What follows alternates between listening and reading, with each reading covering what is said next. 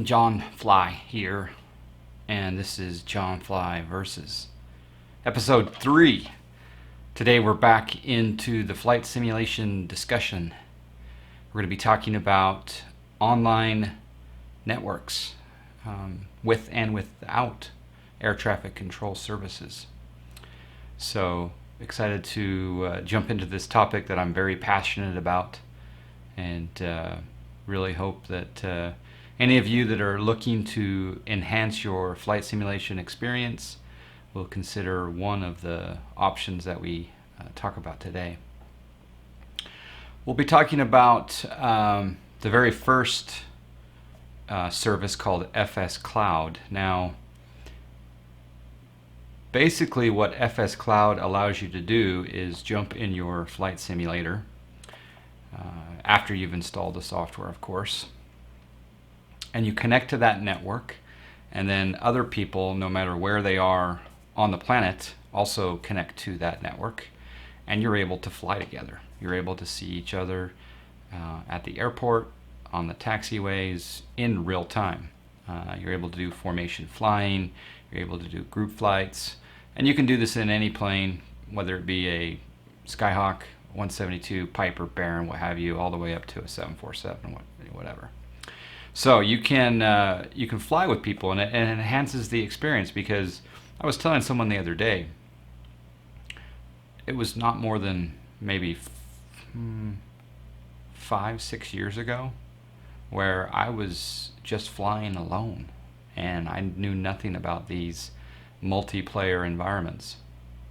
And also, I feel that life is better shared. Every single hobby that we do, I personally think that it's much better if we share it. You know, I'm into ham radio, I'm into geocaching, computers, I'm into travel, and of course flight simulation, and several other hobbies, and each one of those is much better if we can share it with someone. So FS Cloud is totally free. You can download it today, and you can get it for X-Plane, you can get it for P3D, you can get it for FSX, etc. So there's the advantages right there. It's free. It does not provide any air traffic control services whatsoever. All it is just putting the planes together, and there is some mapping function so you can see where people are on the map. There is also a chat room. You can send messages, and then I think I haven't gotten too much into this, but it also will, if someone lands, it's going to throw up, oh, so-and-so had this type of landing, etc.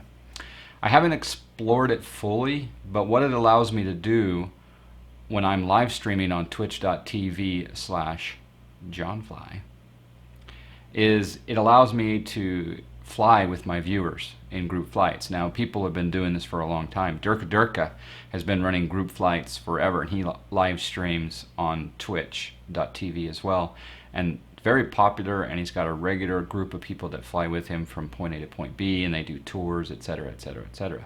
So I'm incorporating that into my stream as well, because it's just one more way for the viewers and I to share this hobby together. Some of the disadvantages of FS Cloud are the lag. So for example, if I'm flying very close to another aircraft, there's a little bit of jerkiness in the updating of that plane's position. Sometimes it's smooth, sometimes it's not. I'll talk about some other services that there's none of that. There's no problem with the lag, there's no problem. What I call is rubber banding, where the plane just kind of isn't smoothly going. We had a lively discussion on my Discord. If you haven't joined my Discord, please consider doing so.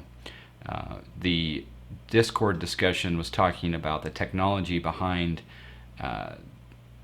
making it so those aircraft don't lag and don't jitter, and it's a smooth operation. And it has to do with a couple of things. It has to do, well, the network. If someone's having a lousy internet connection, that's one thing. The server infrastructure, that part of it is can lend to that issue.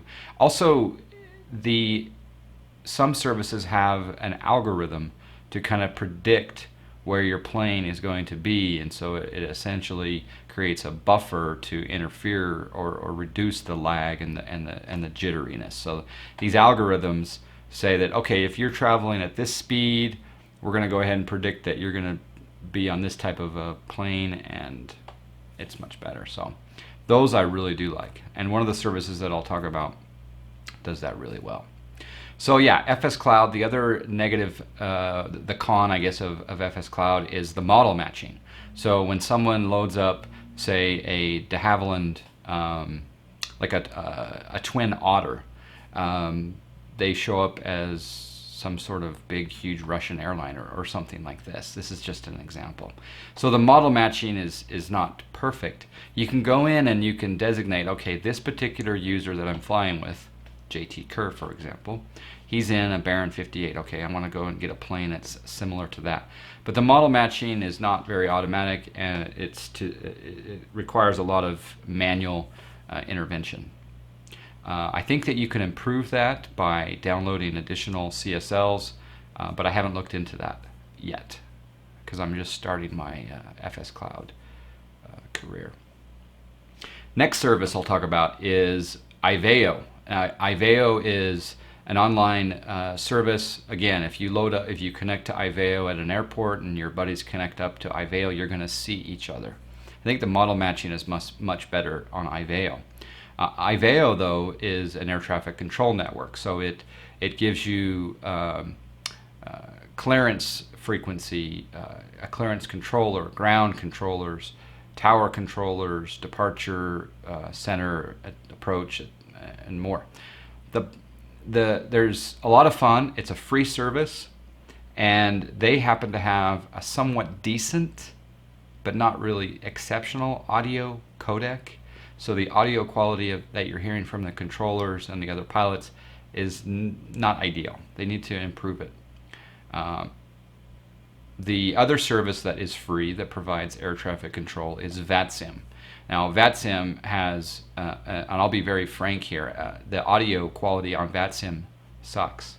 It's really bad.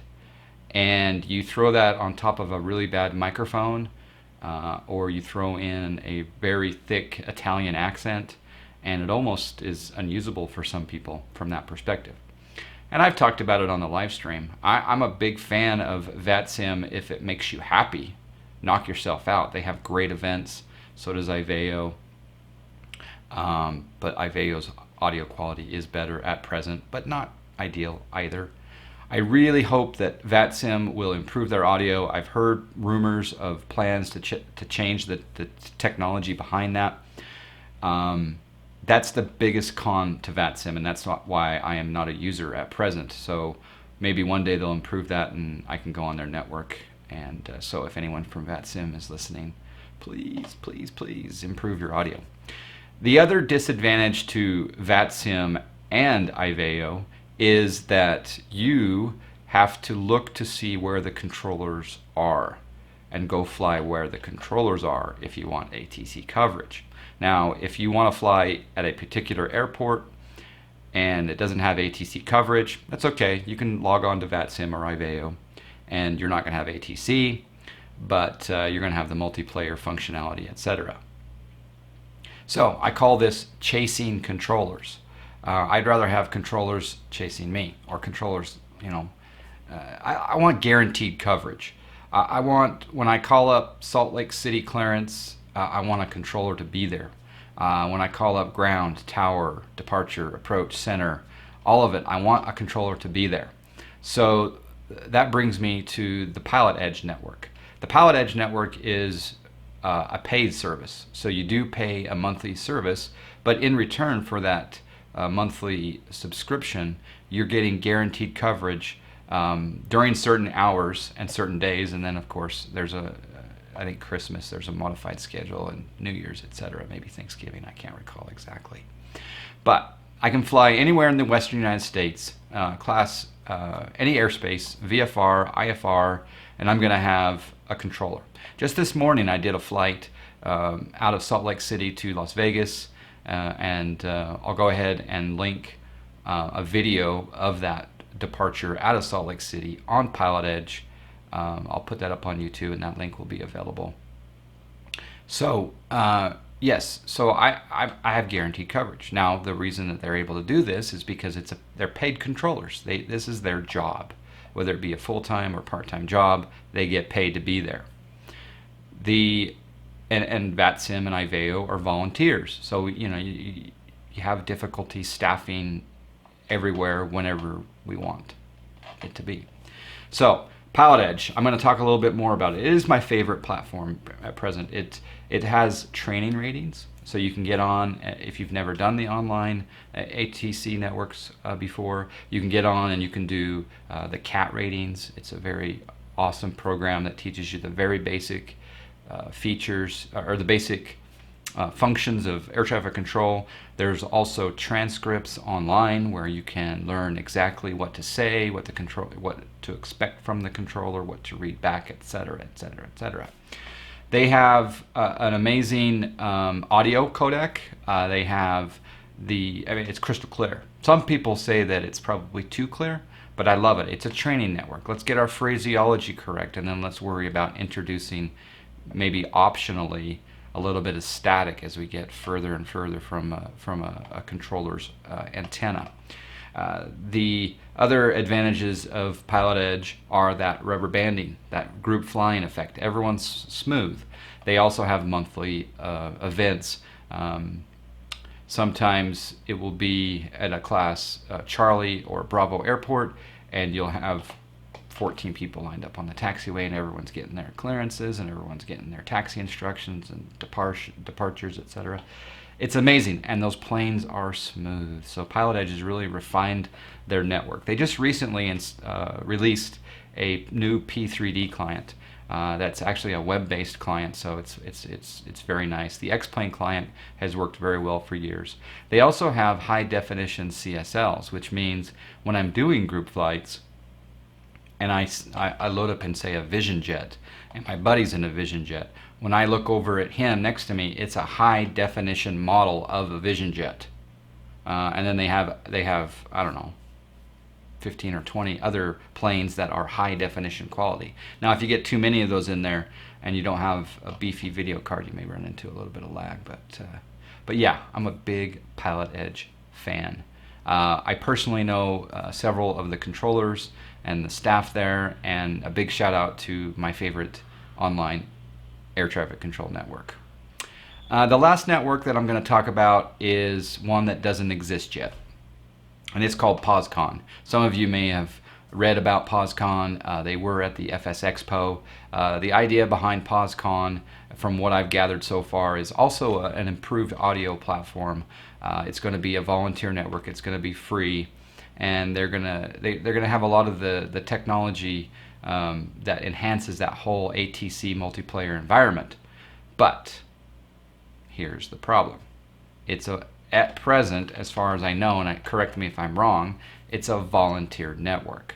So are you going to have guaranteed coverage? Can I load up in Missoula, Montana, and expect to have a clearance or ground controller and a tower controller and departure approach center, what have you, for my flight to Boise or whatever?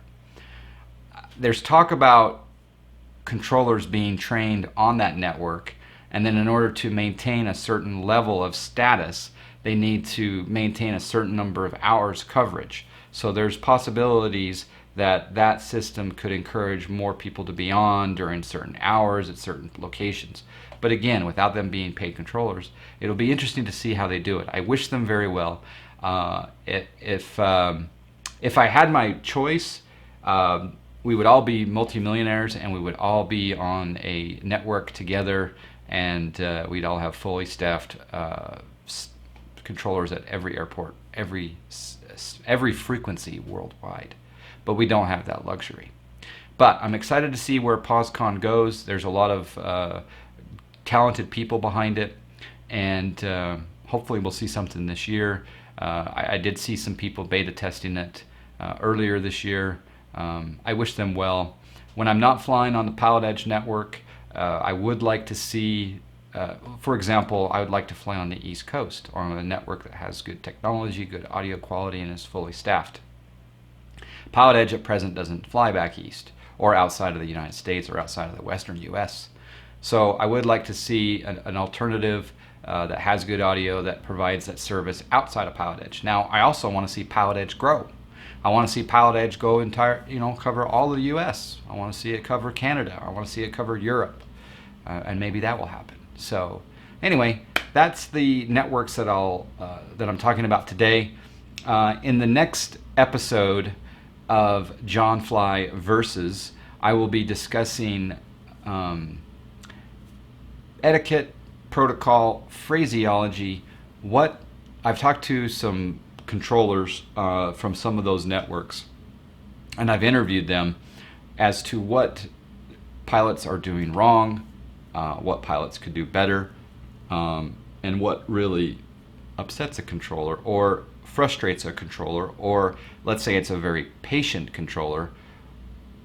What can make that controller's experience and the pilot's experience and the other pilots on the network, what can make that experience better? And it's all about optimization of phraseology and what to say and what not to do. And I'm going to talk about all of that. We got the inside track from some anonymous controllers, and I'm excited to talk about that. Whether that be episode 4 or 5, I'm not sure.